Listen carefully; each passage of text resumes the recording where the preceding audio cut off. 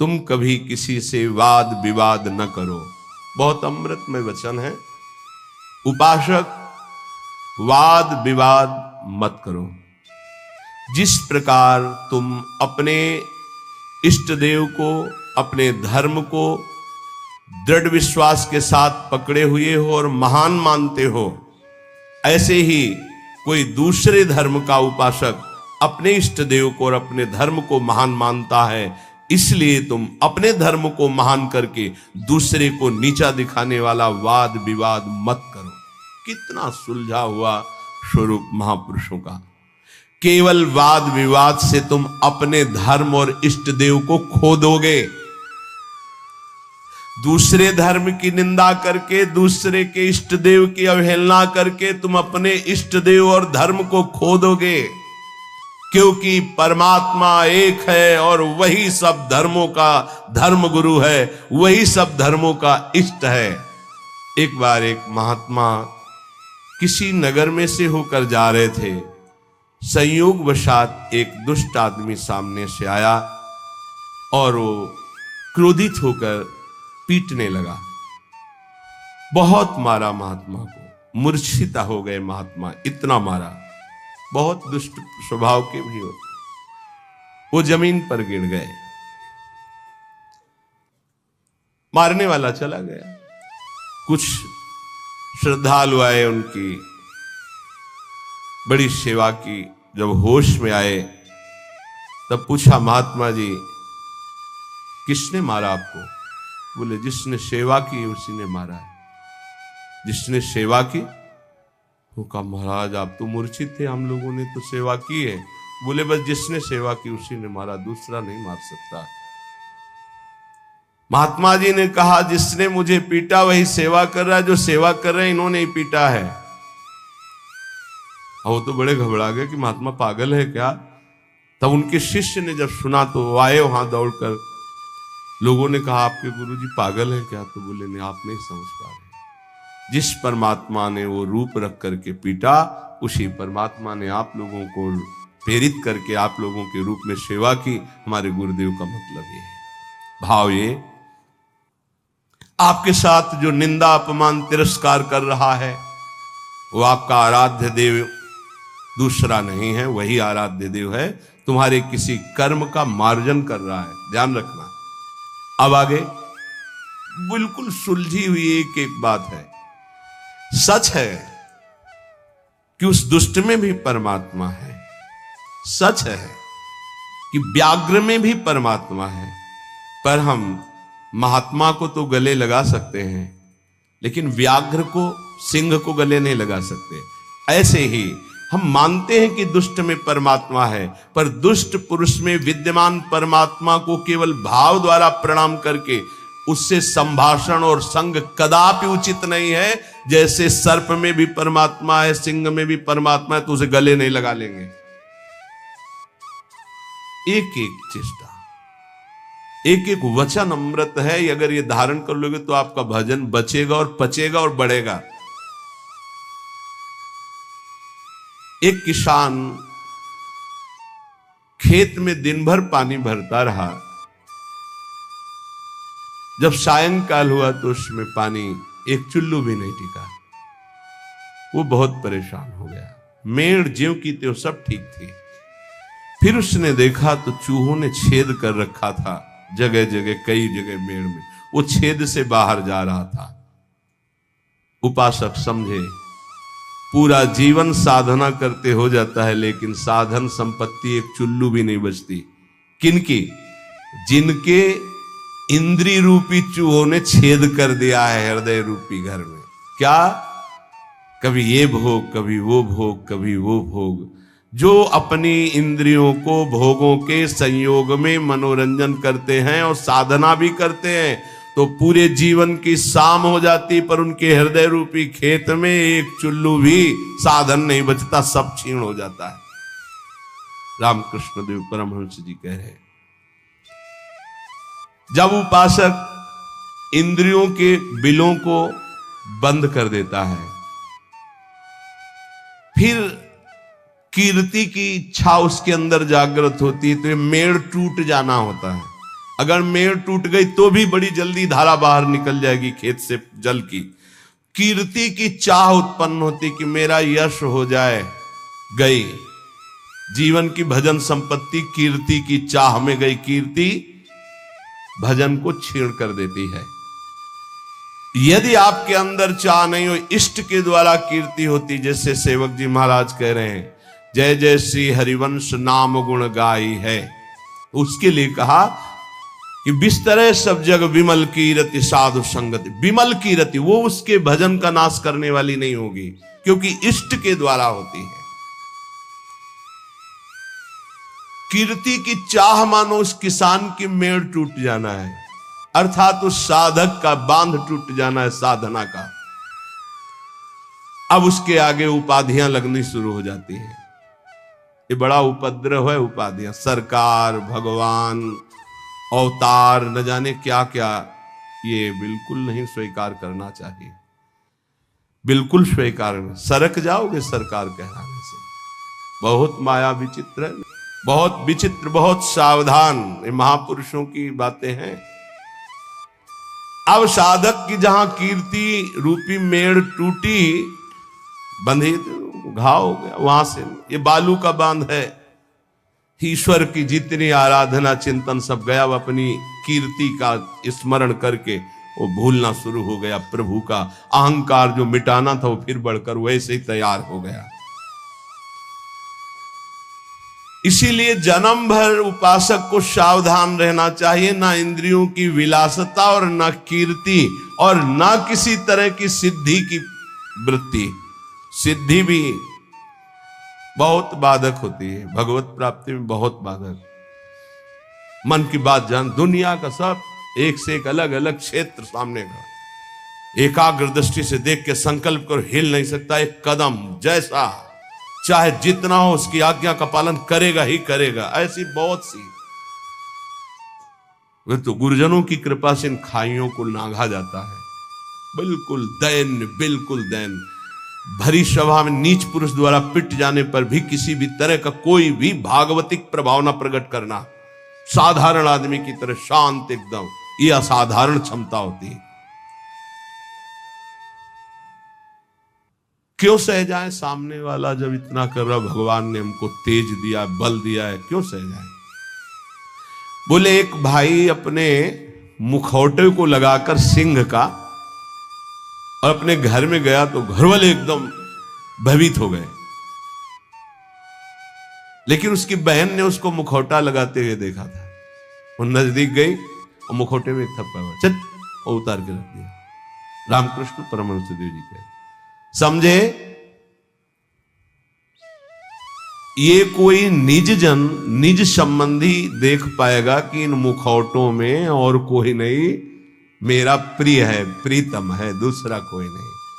ये जो गाली दे रहा है, जो अपमान कर रहा है, जो पीट रहा है, वो मेरा प्रीतम है जिसकी मैंने आराधना की है। वो किस लिए पीट रहा है? जैसे कुम्हार अपनी मटकी को पीट के देखता है, ठीक है, खरी है, कहीं से फूटी नहीं है, मजबूत है, इतना वार सह सकती है, तैयार रहो।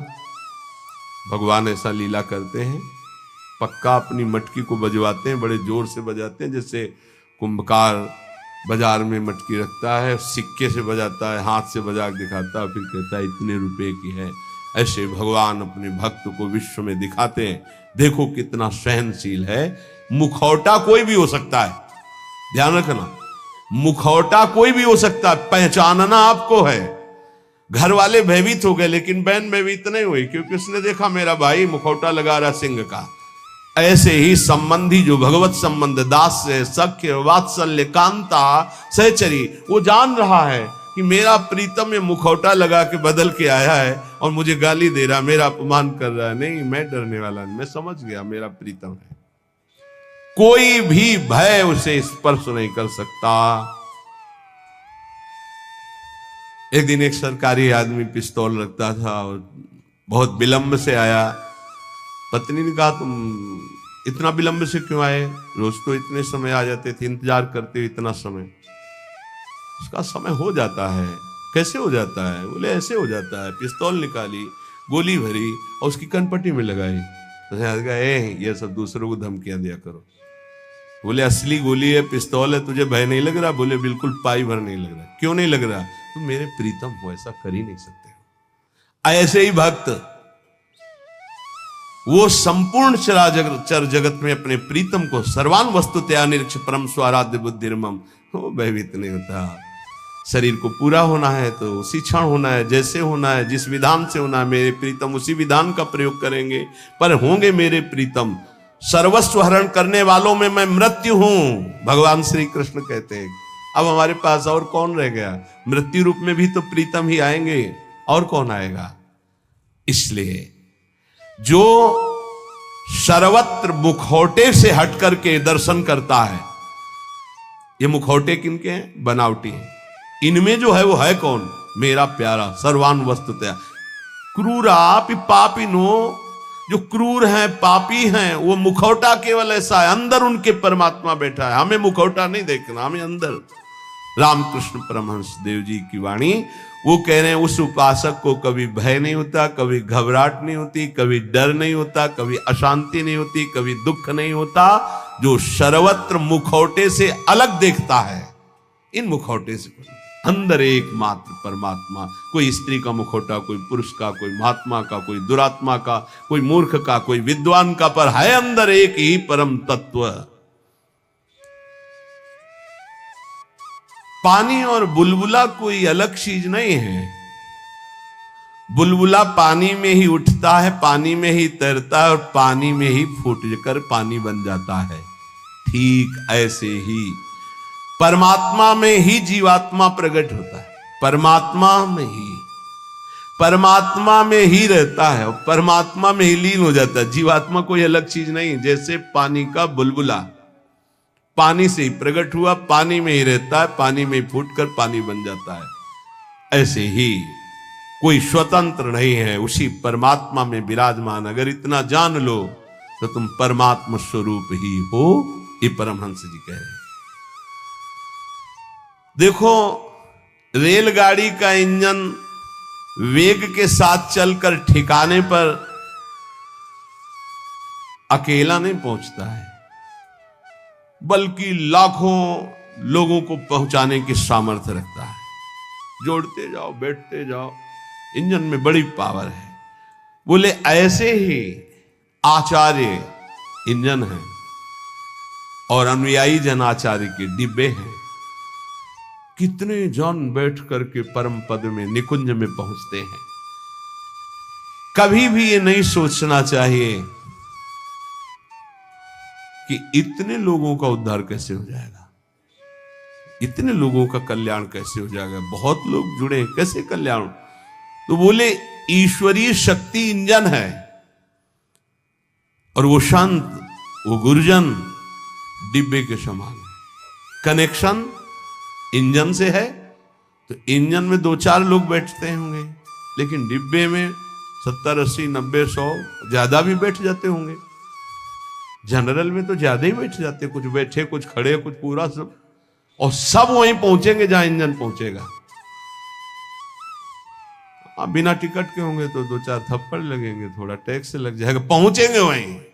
नहीं, बीच में अगर हो गया तो फिर उतारे भी जा सकते, उपद्रव होने पर, टिकट ना होने पर, पैसा ना होने पर उतार। इसीलिए राधा राधा पैसा इकट्ठा कर लो, परम धन राधा नाम आधार। अगर जल्दी जल्दी में टिकट नहीं खरीद पाए हो तो थोड़ा ज्यादा लगेगा, पर राधा राधा राधा राधा पहुंच वहीं जाओगे। बात हमारी मान लेना। टिकट क्या है? निकुंज की ये जो मंत्र है, आचार्य संबंध है, आचार्य शरणागत, ये टिकट है। और जनरल में क्या है? राधा राधा राधा राधा राधा राधा, जैसे सब जप रहे हैं। तो बैठ सब गए हैं गाड़ी में, बीच में तुम्हारी चेकिंग भी होगी। बोले जल्दी में खरीद तो नहीं पाए, लेकिन एक राधा नाम की कीमत में पूरा त्रिभुवन बिक जाएगा। वो जो जांच करने वाले हैं वो कौन है? श्री जी के पार्षद ही हैं। ऐसे थोड़ी होता है कि आप श्री जी के पास सीधे डायरेक्ट पहुंच जाओ, ऐसा। तो राधा नाम जहां है ना, वो सीधे। और जिनको सौभाग्य से कहीं ये जो निकुंज के गुप्त मंत्र मिल गए हैं, तो अब दुर्भाग्य है कि उनके अंदर ठसक ना आवे, नहीं तो पास हो चुका है निकुंज का, पास मिल चुका है। मानो सच्ची मानिएगा, सौभाग्य दुर्भाग्य में आप बदल रहे हैं कि आप मंत्र का चिंतन नहीं कर रहे हो, विषय चिंतन कर रहे हैं। रेलगाड़ी के इंजन में उतने लोग पार नहीं हुए जितने डिब्बे में बैठकर वहां पहुंच जाते हैं। अर्थात आचार्य और आचार्य परंपरा, आचार्य के तो विशेष विशेष कुछ पार्षद हैं, लेकिन आचार्य परंपरा में लाखों ऐसे महापुरुष हो गए कि करोड़ों को श्री जी के पास पहुंचा दिया, श्री जी में तन्मय करा दिया। राजहंस कभी पानी, वो दूध पीकर पानी को छोड़ देता, राजहंस। ऐसे ही जो उपासक है, जो संत है, जो भगवत प्रेमी महात्मा है, तो माया और ब्रह्म दोनों मिले हुए हैं एक में। वो केवल ब्रह्म, केवल परमात्मा तत्व को और जल को जैसे छोड़ देता है, दूध पी के जल को छोड़ देता है, ऐसे वो माया के विकारों को छोड़कर परमात्मा स्वरूप में स्थित हो जाता है। दैवी संपदा का महान सुख उसके हृदय में जागृत हो जाता है, जो माया के विकारों पर मुक्ति प्राप्त कर लेता है। कोई भी विकार उसके ऊपर प्रभाव नहीं डालता। हाथी को खुला छोड़ दे तो मनमानी आचरण करके वृक्षों को उखाड़ता है, तोड़ फोड़ शुरू कर देता है। लेकिन जब महावत अंकुश पर अंकुश प्रहार करता है तो घुटने के बल हाथी हो जाता है। ऐसे ही ये मन मत वाला हाथी है, जिसने इसको स्वच्छंद छोड़ दिया है, ये सब तोड़ फोड़ कर देगा, धर्म विरुद्ध आचरण करेगा। महावत है उपासक, हाथी है मन और अंकुश है ज्ञान। प्रहार पे प्रहार करके उसको घुटने के बल में, अर्थात मन को अधीन कर लिया, तब वो शांत चित्त परमात्ममय हो जाता है। मन ही भगवान का स्वरूप बन जाता है। इंद्रियाणाम मनश्चासी, पर पहले अंकुश की मार देनी पड़ेगी, छोड़ना नहीं। इसको छोड़ दिया तो तोड़ फोड़ मचा देगा। मत वाला ये हाथी है मन, किसी के अंकुश से, केवल ज्ञानांकुश, जो नाम मंत्र मिला खूब जपो, इसी से मानो तुम्हारे अंकुश की धार तीक्ष्ण होगी, इसी से तुम्हारा मन बस में होगा, दूसरा कोई उपाय नहीं। कल एक साधक प्रश्न कर रहे थे एकांतिक में, मैं जानता हूं ये नहीं करना चाहिए, फिर भी करता हूं, क्यों? दो बातें। पहली बात, तुम में आध्यात्मिक सामर्थ्य खो चुकी है, जान करके भी तुम उसको रोक नहीं सकते क्योंकि बलहीन हो। और दूसरी बात, तुम्हारी सुख बुद्धि उसमें है, जरूर ये कहते हो मुंह से कि नहीं करना चाहिए, पर अंदर है कि इसमें सुख है। इन दो बातों के कारण तुम भ्रष्ट होते रहते हो। तो हमको पहली बात बलवान करनी है कि हमारे अंदर नाम बल आवे, तो दूसरी बात अपने आप हट जाएगी, सुख बुद्धि हट जाएगी। पहले नाम जप करके अपने को बलवान बनाइए। समस्त विकारों को नष्ट करने का मैं तुम्हें एक सरल उपाय बताता हूं। रामकृष्ण परमहंस देव जी तालियां बजाकर जब नाम कीर्तन जोर जोर से किया जाता है, तो जैसे वृक्षों में बैठे हुए पक्षी उड़ जाते हैं, ऐसे हृदय के काम क्रोध आदि नष्ट हो जाते हैं। रामकृष्ण परमहंस देव जी तालियां बजाकर राधा राधा राधा राधा राधा, किसी संगीत की ओर ज्ञान वृत्ति ना हो तो अपने पास परम संगीत है तालियां, तालियां बजाकर। तो कह रहे हैं कि जैसे वृक्षों में बैठे हुए पक्षी तालियां उड़ जाते हैं, ऐसे हृदय में बैठे हुए काम क्रोध भाग जाते हैं जब नाम कीर्तन। जब किसी को भी काम आदि वेदना हो तब नाम कीर्तन करके देखना, तो नाम कीर्तन होने ही नहीं देगा काम। देख लेना, उस समय अगर उपदेश भी किया जाए तो तुम्हें अच्छा नहीं लगेगा। कामी समझी में हरि कथा ऊसर बीज बय फल, और अगर आप शुरू कर दिए तो वो टिकेगा नहीं, भाग जाएगा पक्का। बहुत सुंदर उपाय महापुरुषों के हैं। उपासक की उपासना परिपक्व कब मानी जाती है? जब अपने आराध्य देव का नाम लेते ही रोमांच हो जाए, आनंद अश्रु बहने लगे, तब समझना चाहिए कि हमारी उपासना परिपक्व हो रही है। उपास्य देव का नाम लेते ही आंखों में जल आने लगे, अब उसकी उपासना रंग ला रही। राधा कहते आंसू भर जाएं। एक लकड़हारा जंगल की लकड़ी बेच बेचकर बड़े कष्ट पूर्वक अपना जीवन यापन कर रहा था। अकस्मात उस मार्ग से एक सन्यासी जी आ रहे थे। उन्होंने लकड़हारे के दुख को देखकर कहा, बेटा जंगल में तुम सूखी लकड़ियां बिन रहे हो, इसके आगे बहुत कुछ है, आगे बढ़ो और कुछ तुम्हें प्राप्त हो जाएगा, मैं देख रहा हूं। वो आगे बढ़ा, सूखी लकड़ियां छोड़कर, ध्यान देना महापुरुषों के उदाहरण साधारण नहीं होते, बात साधारण दिखाई दे रही। जब काफी आगे बढ़ा तो उससे चंदन की खुशबू आई, तो चंदन के वृक्ष मिले।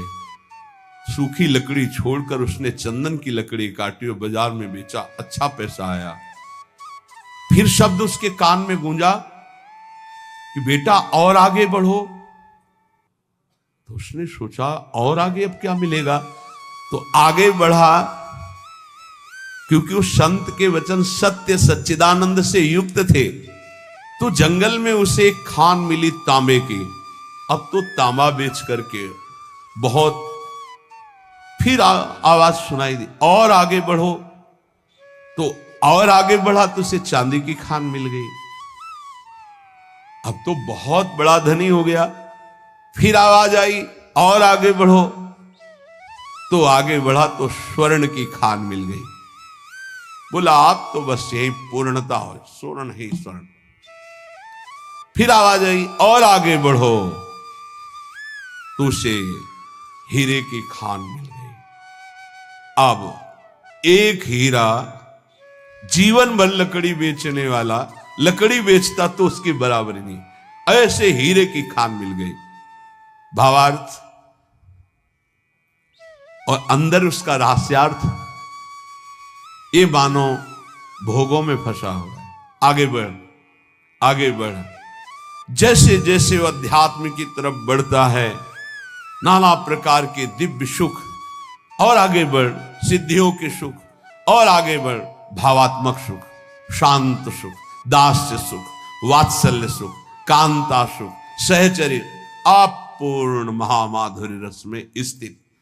हमें जब तक भूमा सुख न मिल जाए तब तक रुकना नहीं, आगे बढ़ते रहना है। अल्प सुखों का भोक्ता भूमा सुख का अधिकारी नहीं होता। यदि संत की बात मानकर लकड़ी बेचना काम बंद न करता तो आगे नहीं बढ़ पाता।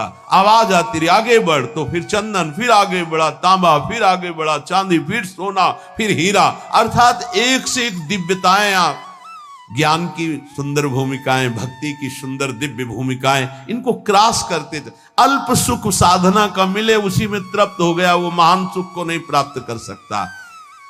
श्री रामकृष्ण परमहंस जी कहते हैं, लकड़हारे की तरह छोटी सी साधना के सुख को पाकर तृप्ति का अनुभव मत करो। ज्ञान का समुद्र लहरा रहा है आध्यात्मिक क्षेत्र में, और उस ज्ञान के परम धनी बनकर स्वयं भगवत स्वरूप हो जाओगे।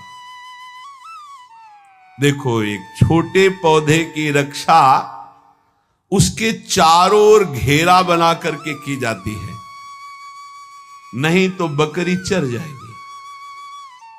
और वही पौधा जब बड़ा हो जाता है, वृक्ष रूप हो जाता है, तो सैकड़ों बकरियों का पेट भर जाएगा, उसकी छाया में रहेंगे, उसका कुछ नहीं बिगड़ेगा। ऐसे ही जब भक्ति का छोटा अंकुर निकले तो कुसंग रूपी बुरी संगति रूपी बकरी से बचना। बकरी का चरा हुआ छोटा पौधा किनगा बहुत ही मुश्किल देता है, क्योंकि डंठल भर रह जाता है, वैसे चुन लेती है। अर्थात यदि बुरी संगति हो जाए नए भगत को, तो पूरी भक्ति को ही वो नाश कर देगा, पूरा का पूरा नाश कर देगा। वो आप देख लो, आंखों के सामने दिखाई देता है। जब तुम्हारे हृदय में भक्ति, तो साधु संगति रूपी बाढ़ के अंतर्गत रहना।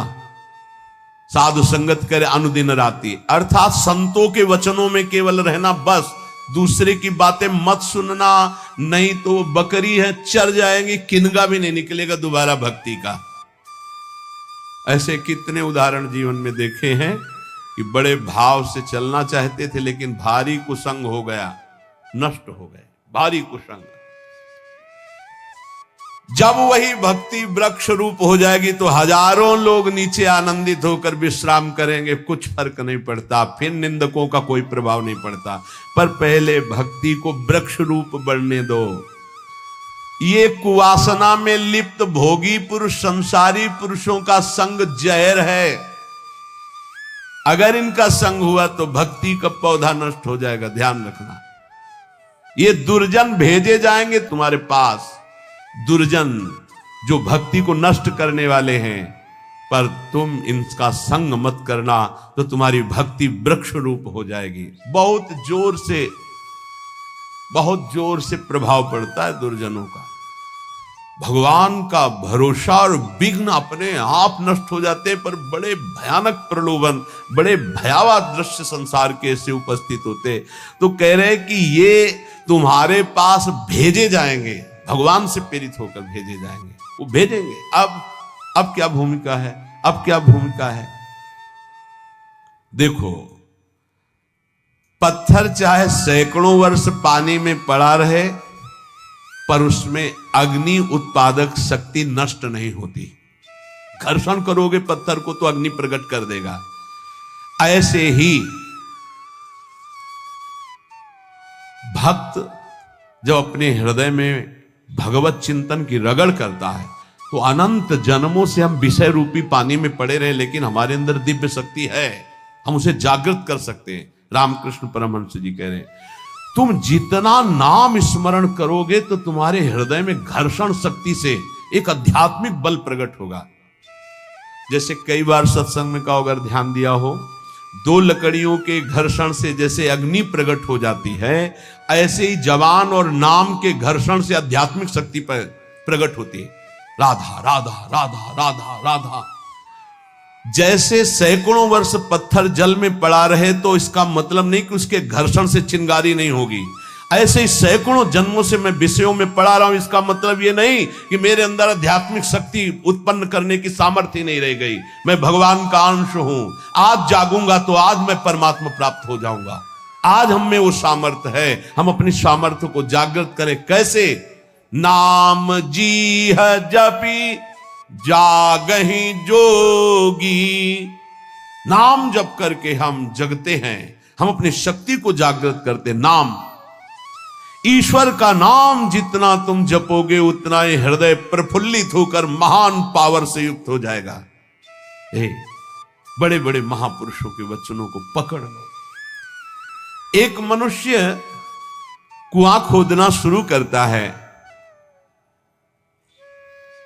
बस एक हाथ पानी रह जाता है और रोक देता, थक गया। ये 25 हाथ खोद चुका, फिर भी पानी नहीं निकला। अब तो लगता है नहीं निकलेगा, और एक हाथ में पानी है। ऐसे ही साधक कभी कभी धोखा खा जाता है। बस भगवत प्राप्ति होने वाली है, उसको लगता है पूरा जीवन हो गया, अभी तक कोई अनुभव नहीं हुआ। अरे थोड़ा एक हाथ और खोद, स्रोत निकलने वाला है। रामकृष्ण परमहंस जी कह रहे, पर वो नादान, एक हाथ में पानी निकलने वाला था, छोड़ दिया। दूसरी जगह कुआं खोदा, फिर छोड़ दिया, फिर तीसरी जगह कुआं खोदा, पूरा जीवन कुआं खोदने में लगा दिया, पानी नहीं पी पाया। समझ पाए? ऐसे उपासक है ये संप्रदाय, वो मार्ग, लेकिन पानी नहीं पी पाया चुल्लू भर। अगर एक ही ढंग से खोदता तो बस एक हाथ बाद स्रोत खुलने वाला था। एक गुरु, एक ग्रंथ, एक पंथ, एक मंत्र, एक संत, एक कंत, सांगो पांग उपासना पकड़ लो, निकल जाए। हमने देखा कि जो इधर उधर भटकने वाले वो जीवन भर भटकते रहते हैं, क्योंकि तलवार की धार पर चलने के लिए जो हिम्मत चाहिए वो गुरु बदलने से नहीं आती, वो चलने से आती है। ये जो बदलुआ लोग होते हैं ना, बदलते ही रहते हैं। व्यभिचारी की वृत्ति पातिव्रत धर्म से कभी एक नहीं होती, ध्यान रखना। होटलों को खाने वाला कभी एक रसोई में भरपेट जीवन भर नहीं खा सकता, उसको चाट लग गई है। ऐसे ही जो व्यभिचार प्रवृत्ति भक्ति में है, आज यहां कल वहां। परमहंस जी कह रहे 25 हाथ कुआं खोदा, छोड़ दिया कि यहां पानी नहीं हो, एक हाथ बाद पानी निकलने वाला था। फिर दूसरी जगह खोदा, फिर छोड़ दिया, फिर तीसरी जगह खोदा, जीवन हो गया। कुआं खोदते पानी नहीं मिला। अगर एक में ही उतनी मेहनत और कर देता तो करना ही नहीं पड़ती, एक हाथ बात स्रोत था। जिस नाम, जिस मंत्र, जिस गुरुदेव का आश्रय लो, प्रेम भाव वाली परिवर्तन की बात अलग है कि हम प्रेम मार्ग में आगे बढ़ते चले जा रहे हैं, दास से शांत, सख्य, वात्सल्य, वो बात अलग है। लेकिन ऐसे भाव रखकर कि इससे तो काम नहीं बना, अगला खोदते हैं कुआं, फिर वहां भी काम नहीं बनेगा। ऐसे